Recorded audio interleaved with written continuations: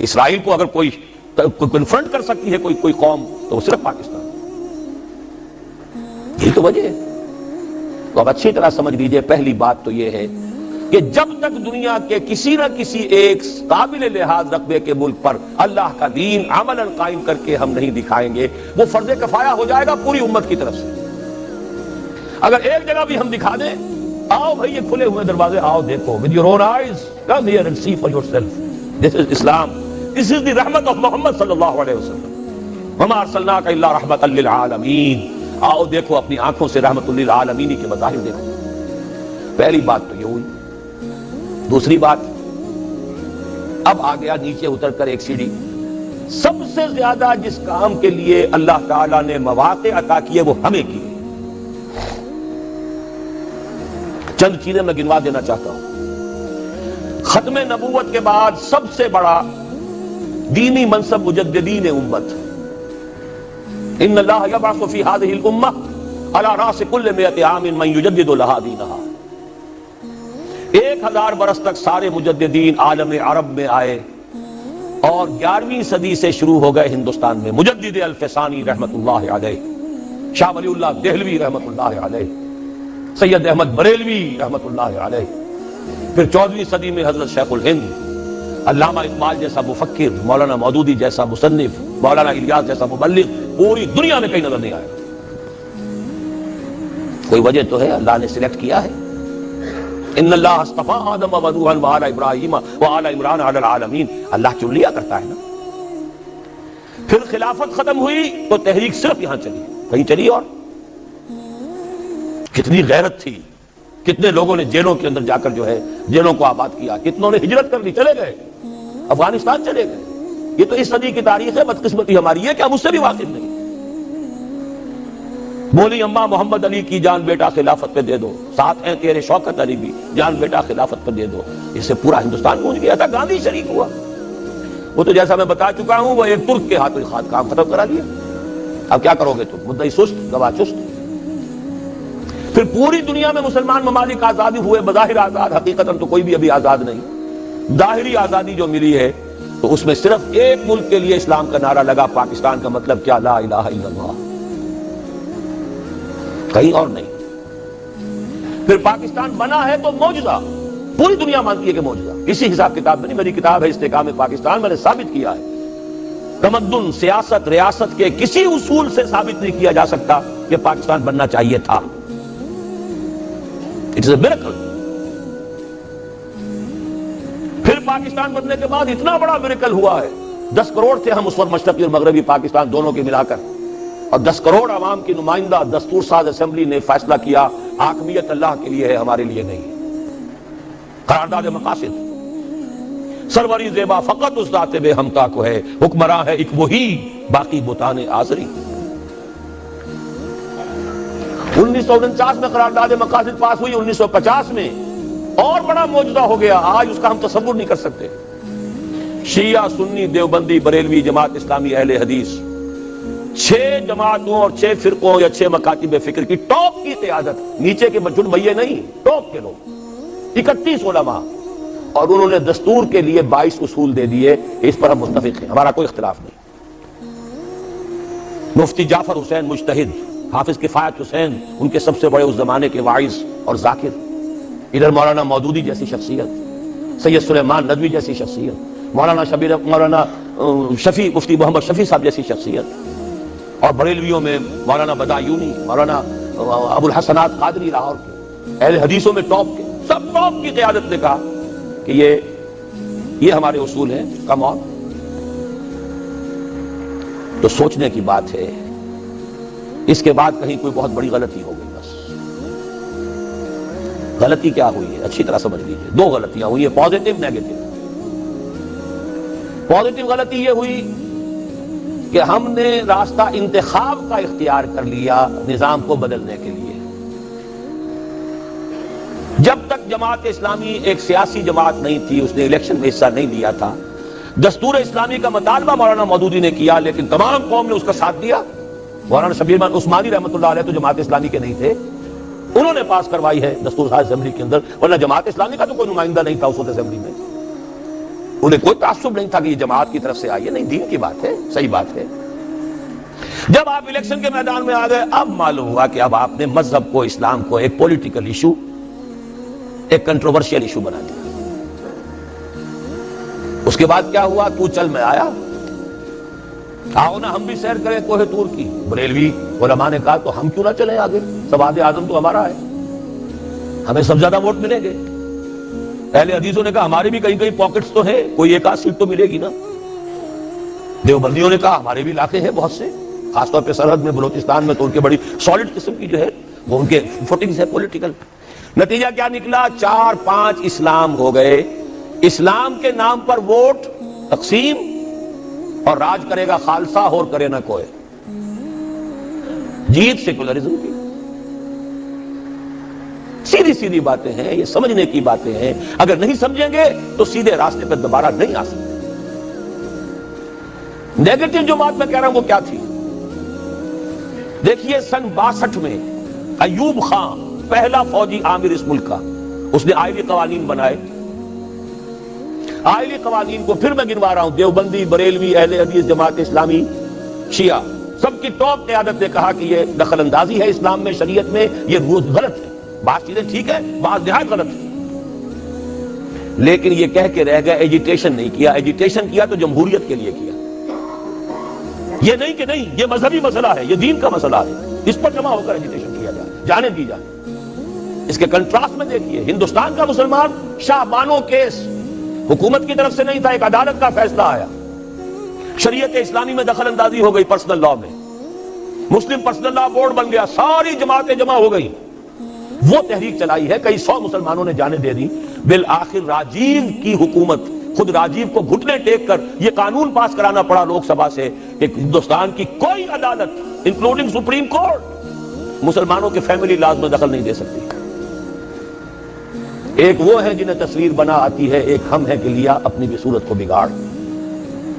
Agitation دینی issue پر نہیں ہوا، ایجیٹیشن ہوا جمہوریت لاؤ، جمہوریت لاؤ، جمہوریت لاؤ۔ وہ جمہوریت آئی تو ذوالفقار علی بھٹو کی آئی۔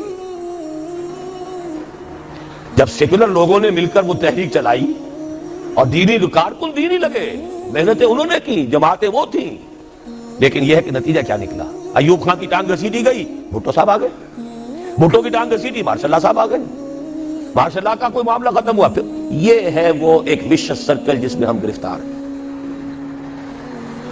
گویا کہ اب ہمیں دوبارہ سوچنا ہوگا۔ جو وقت بھی میں کہہ رہا تھا، بات رک گئی میری اس وقت کہ میں نے اپنی اس کتاب کو معین کیا ہے، ختم کیا ہے، سابقہ اور موجودہ مسلمان امتوں کا ماضی، حال اور مستقبل، کہ 3 امکانات ہیں پاکستان کے لیے۔ میں نہیں جانتا کہ کیا شکل ہوگی۔ یا تو یہ ہے کہ اللہ تعالیٰ اس قوم پر بڑی بھلائی فرمائے اور اس قوم کو اجتماعی توبہ کی توفیق دے دے، جیسے حضرت یونس علیہ السلام کی قوم پر سے عذاب ٹل گیا تھا، عذاب کے آثار شروع ہو جانے کے بعد، الا قوم یونس۔ یہ تو بہترین بات ہے جو ہم پسند کر سکتے ہیں، لیکن اس کی کچھ شرائط ہیں، کچھ کڑیاں ہیں، اس کی وہ میں بعد میں بتاؤں گا۔ آثار نہیں ہے توبہ، کوئی آثار نہیں۔ دوسری بات یہ ہو سکتی ہے، اللہ نہ کرے، لیکن یہ کہ اس کو لیے بھی میں سمجھتا ہوں بڑے نفع کا سودا ہوگا، ایک دفعہ کوئی شیکنگ ہماری ایسی ہو، یہ جو حال مست اور مال مست جو ہیں، ان کو دن میں تارے نظر آ جائیں ایک دفعہ، شاید اللہ توبہ اسی طریقے سے توفیق دے دے۔ وَلَنُذِيقَنَّهُم مِّنَ الْعَذَابِ الْأَدْنَىٰ دُونَ الْعَذَابِ الْأَكْبَرِ لَعَلَّهُمْ يَرْجِعُونَ۔ سورہ سجدہ میں فرمایا گیا ہم انہیں چھوٹے عذاب کا مزہ چکھائیں گے بڑے عذاب سے پہلے۔ بڑا عذاب تو قوم کو ختم کر دیتا ہے، چھوٹا عذاب جو جگا دے، ہوش میں آ جائے، لعلہم یرجعون۔ یہ جو مال مست ہیں اور حال مست ہیں اور عیش مست ہیں، ان بستیوں کو ذرا جھجوڑنے کے لیے کسی وقت جو ہے اللہ تعالیٰ یہ بھی کرتا ہے، لیکن اگر اس پہ بھی ہم جاگ جائیں تو بہت بڑی نفع کی بات ہے، کیونکہ سن 71 اب 25 برس ہو رہے ہیں، پھر 16 دسمبر آ رہی ہے، پورے 25 برس ہو جائیں، 71 اور 96، لیکن اس شیکنگ کو ہم نے محسوس نہیں کیا، ہم سے 1000 میل دور ہوتا رہا۔ 93,000 ہمارے قیدی آ گئے، تھوڑے تھوڑے چھوٹ کر آ گئے، پھر بس گئے، کچھ پتہ نہیں چلا لوگوں کو، شب و روز میں کوئی فرق واقع نہیں ہوا، اپنے دھندوں میں، اپنی مصروفیات میں، اپنی مشغولیات میں، اپنی دلچسپیوں میں، اپنے مشاغل میں کوئی فرق نہیں ہوا۔ شاید کہ کوئی دوسری پکڑ جو ہے، دوسری جھنجھوڑ، وَزُلْزِلُوا زِلْزَالًا شَدِيدًا، کوئی بات آ جائے پھر بھی جاگ جائیں تو بڑے نفع کا سودا ہے۔ اور تیسری بات آپ کو بتا رہا ہوں، ہو سکتا ہے کہ جس طرح تاتاریوں کے ہاتھوں کروڑوں مسلمان قتل ہوا تھا، ہندوؤں کے ہاتھوں کروڑوں یا لاکھوں مسلمان پاکستانی ختم ہو، لیکن پھر یقیناً اللہ تعالیٰ ان ہندوؤں کو توفیق دے دے گا کہ وہ اسلام لے آئیں، ہوگا اسی خطے زمین سے، اس لیے کہ 400 برس سے اللہ نے مجددین جو بھیجے وہ اسی خطے میں بھیجے۔ مجدد الفسانی سرحد میں دفن ہے، شاہ ولی اللہ دلی میں دفن ہے، سید احمد بریلوی شاہ اسماعیل شہید بالاکوٹ میں ہے، اقبال لاہور میں دفن ہے۔ یہ جو چیزیں ہیں یہ کوئی ہوتی ہے بات ہے؟ آیا فتنہ تاتار کے افسانے سے پاسباں مل گئے کعبے کو صنم خانے سے۔ تاتاریوں نے کروڑوں مسلمان کو قتل کیا، اسلام نے تاتاریوں کو فتح کر لیا۔ آج بھی ہو سکتا ہے، ہسٹری کین ریپیٹ اٹسیلف، لیکن یہ مجھے یقین ہے کہ اسی خطے سے ہوگا۔ تو کیوں نہ ابھی سے قبر کس لیں، کیوں عذاب الہی کو دعوت دیں؟ وہ کیسے ہوگا؟ اس کے لیے پھر اب وہی لفظ استعمال کر رہا ہوں، توبہ۔ لیکن توبہ کو اب نیچے سے لے کے چلنا ہوگا۔ سب سے پہلے انفرادی توبہ، یا ایھا الذین آمنوا توبوا الی اللہ توبۃ نصوحا۔ اپنی زندگیوں میں دیکھیے کیا چیز خلاف اسلام ہے، کاروبار میں، معاش میں، دکانداری میں ملازمت کر رہے ہیں تو کوئی غلط چیزیں استعمال کر رہے ہیں، کوئی رشوت لے رہے ہیں، کوئی لوگوں کو پریشان کر رہے ہیں، کوئی سودی لین دین ہے، سود کے اوپر کاروبار کیا ہوا ہے۔ دیکھیے پوری طرح باریک بینی کر کے اپنی معاش اور معاشرت کو پاک کریں، تب توبہ ہوگی، ورنہ نہیں۔ آپ 1000 دانے کی تسبیح لے کر بیٹھ جائیں، استغفر اللہ ربی من کل ذنب واتوب الیہ، وہ توبہ نہیں ہوگی۔ توبہ ہوگی حرام خوری اور غلط کاموں کو چھوڑ کر۔ الا من تاب وآمن وعمل عملا صالحا فاولئک یبدل اللہ سیئاتہم حسنات۔ اور یہی سب سے مشکل ہے، مسلمانوں کو جوش میں لے کر باہر لے آؤ، گولیاں کھانے کے لیے وہ اپنے گریبان کھول دیں گے۔ اپنی زندگیوں میں تبدیلی کرنا یہ سب سے کٹھن، اپنے عیش کو منغص کرنے کے لیے تیار ہونا، اپنے کیریئرز، اپنے کاروبار، اپنی سہولتیں، اپنے عیش، اس کو مسجد تو بنا دی شب بھر میں، ایمان کی حرارت والوں نے، من اپنا پرانا پاپی ہے برسوں میں نمازی بن نہ سکا۔ ختم نبوت کی تحریک ہو یا نظام مصطفیٰ کی تحریک ہو، چھاتیاں کھول کر لوگ وہ گولیاں کھانے والے کون ہوتے ہیں عام طور پر؟ عوام الناس، جوش میں، جذبے میں۔ رنگیلا رسول کے اوپر قتل جس نے کیا کون تھا؟ ایک ترخان، ایک کھاتی، ان پڑھ، وہ تو جذبہ ان کا ہے جو جوش میں آ جاتا ہے۔ تو سمجھ لیجئے اس بات کو، انفرادی توبہ سے بات شروع ہوگی۔ افراد کے ہاتھوں میں ہے اقوام کی تقدیر، ہر فرد ہے ملت کے مقدر کا ستارہ۔ ہے کام کٹھن، پھر کہہ رہا ہوں، اپنی ذات پر اپنے گھر میں اسلام نافذ کیجئے، اپنے وجود پر اپنے گھر میں شریعت کی تنفیذ ہو، اپنی معاش اور اپنی معاشرت شرعی پردہ نافذ کیجئے۔ جن میں تارے نظر آ جائیں گے، بائیکاٹ ہو جائے گا، رشتہ دار ناراض ہو جائیں گے، آپ کے داماد ناراض ہو جائیں گے۔ کیسے ہو سکتا ہے میں اپنی سالی کے ساتھ پردہ کروں یا میری سالی میرے سامنے نہ آئے؟ کیسے ہو سکتا ہے وہ لڑکی جو ہے دیور سے پردہ کرے اور دیور کے سامنے نہ آئے؟ جبکہ حضور فرماتے ہیں الحم کو موت، پردے میں تو سب سے زیادہ سختی جو ہے وہ انہی رشتوں میں ہونی چاہیے۔ ابھی کل آپ نے پڑھا ہوگا ایک نوجوان 20 برس سعودی عرب کے اندر سروس کر کے آیا، 4 بچوں کو ذبح کیا، اپنی بیوی کو بھی جلا دیا۔ کیوں جلا دیا؟ اس سے آ کر کچھ پتہ لگا ہوگا نا کہ میں وہاں کیا کرتا رہا ہوں، یہ یہاں کیا کرتی رہی۔ اس سے کم کے اوپر ظاہر بات ہے آدمی اتنا بڑا جرم نہیں کرتا۔ معاشرت ہماری بگڑی ہوئی ہے، آپ پیٹرو ڈالر کمانے کے لیے بیٹھے ہوئے ہیں، یہاں کیا ہو رہا ہے؟ کیا نہیں ہوگا؟ پھر آگ اور پانی کا بیل ہو رہا ہے۔ تو پہلی بات ہے انفرادی توبہ، یا ایھا الذین آمنوا توبوا الی اللہ توبۃ نصوحا۔ اور میں آپ کا کان کھول کر بتا دینا چاہتا ہوں، اگر یہ نہیں تو کچھ بھی نہیں، اگر یہ نہیں تو بابا پھر سب کہانیاں ہیں۔ یہ کام نہیں کر سکتے تو پھر یہ کوئی آئے گا آپ کو واس پلائے گا، مجھے ووٹ دے دو، ہمیں ووٹ دے دو، ہم یہ کر دیں گے، ہم وہ کر دیں گے، ہم یہ کر دیں گے۔ ٹھیک ہے، آپ ان کے چکروں میں آ جائیے، آپ جو بھی چاہیے کیجئے، پیسے دے دیجئے، چندے دے دیجئے، ووٹ دے آئیے گا، ہوگا کچھ نہیں، پر نالا وہیں گرے گا جہاں 1951 سے آج تک گر رہا ہے۔ پہلا الیکشن پاکستان میں 1951 میں ہوا ہے، پنجاب کا صوبائی، اب یہ 96 ہے، 45 برس تو ہو گئے نا، پر نالا وہیں گرے گا، کوئی نتیجہ نہیں نکل سکتا۔ اس انفرادی توبہ پہ جو لوگ ہمت کر لیں، کمر کس لیں، اب اگلا قدم یہ ہے کہ وہ جڑ کر جمع ہو کر ایک طاقت بنے. یہ اکیلے اکیلے تنے جو ہیں یہ بھاڑ کو نہیں پھوڑ سکیں گے. علیکم بالجماعہ، ید اللہ علی الجماعہ، اللہ کی تائید، اللہ کی نصرت جماعت کے ساتھ ہوتی ہے، افراد کے ساتھ نہیں. جماعت بنے، اور جماعت کے لیے جو بنیاد ہم نے اختیار کی ہے اللہ کے فضل و کرم سے، جیسا کہ ابھی تعارف میں بھی ڈاکٹر صاحب نے آپ کو بتایا، ہم نے مغربی اصول نہیں اختیار کیے، بیعت کا اصول لیا ہے. واحد ہے کہ جس کا ذکر قرآن میں ہے، جس کا ذکر حدیث میں ہے، جس کا ذکر سیرت میں ہے، جس کا ذکر ہماری 1300 برس کی تاریخ میں ہے. یہ 14ویں صدی میں آ کے البتہ بیعت کے بجائے بھی کچھ جماعتیں بننی شروع ہو گئی.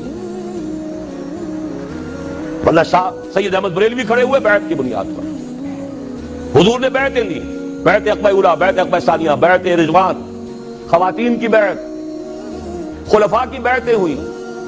خلافت ملوکیت میں بدل رہی تھی، حضرت حسین رضی اللہ تعالیٰ عنہ میدان میں آئے، بیعت لے کر آئے. یہ دوسری بات ہے کہ کوفیوں نے بیعت توڑ دی، یہ دوسری بات ہے، اس کا کوئی الزام حضرت حسین پر نہیں ہے رضی اللہ تعالیٰ عنہ.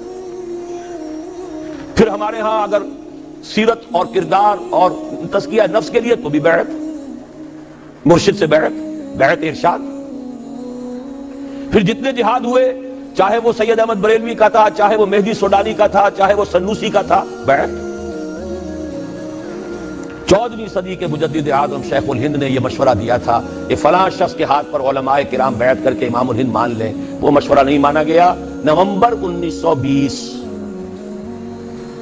آج ہم کہاں بیٹھے؟ نومبر 1996، 76 برس پہلے کی بات آپ کو بتا رہا ہوں. 20 نومبر 1920 کو، لیکن علماء کے اجلاس نے اسے قبول نہیں کیا.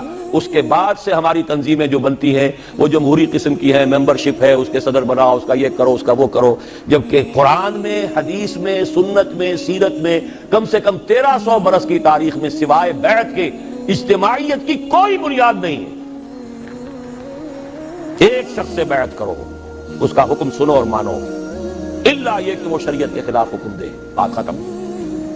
اسے ٹھوک بجا کر دیکھ لو، اس کا ماضی دیکھ لو، اس کا حال دیکھو، اس کے قریب جا کر رہو، اس کے معمولات کو دیکھو، لیکن جب اس کے بعد دل ٹھک جائے، اس کے خیالات کیا ہیں، اس کے نظریات کیا ہیں، پھر اس کے ہاتھ میں ہاتھ دے کر اپنے آپ کو اس کے حوالے کرو. جیسے کہ حضرت عبادہ ابن ثابت کی حدیث ہے رضی اللہ تعالی عنہ، اور متفق علیہ ہے، صحیح مسلم صحیح بخاری دونوں میں. بایعنا رسول اللہ صلی اللہ علیہ وسلم علی السمع والطاعۃ فی العسر والیسر والمنشط والمکرہ وعلی اثرۃ علینا وعلی لا ننازع الامر اہلہ وعلی ان نقول بالحق اینما کنا لا نخاف فی اللہ لومۃ لائم. حضرت عبادہ فرماتے ہیں ہم نے بیعت کی تھی اللہ کے رسول سے کہ آپ کا ہر حکم سنیں گے اور مانیں گے، خواہ مشکل ہو خواہ آسان ہو، خواہ ہماری طبیعتیں آمادہ ہوں خواہ ہمیں اپنی طبیعتوں پر جبر کرنا پڑے، خواہ آپ دوسروں کو ہم پر ترجیح دے دیں. ہم یہ نہیں کہیں گے کہ ہم آپ کے پرانے خادم تھے، یہ نو وارد آیا تھا، آپ نے اس کو امیر بنا دیا. نہیں، یہ آپ کا اختیار ہوگا. اور جسے بھی آپ امیر بنائیں گے ہم ان کے ساتھ چھینا جھپٹی نہیں کریں گے، جھگڑا نہیں کریں گے، تعاون کریں گے. ہاں، حق بات ضرور پیش کر دیں گے، جو مشورہ ہوگا ضرور دیں گے، جو صحیح باتیں کہیں گے جہاں بھی ہوں گے، کسی کی خوف کی وجہ سے زبان بند نہیں کریں گے. یہ ایک حزب اللہ، اللہ کے دین کو غالب کرنے کے لیے جماعت جو ہے، یہ اس کا ایک مکمل دستور ایک حدیث میں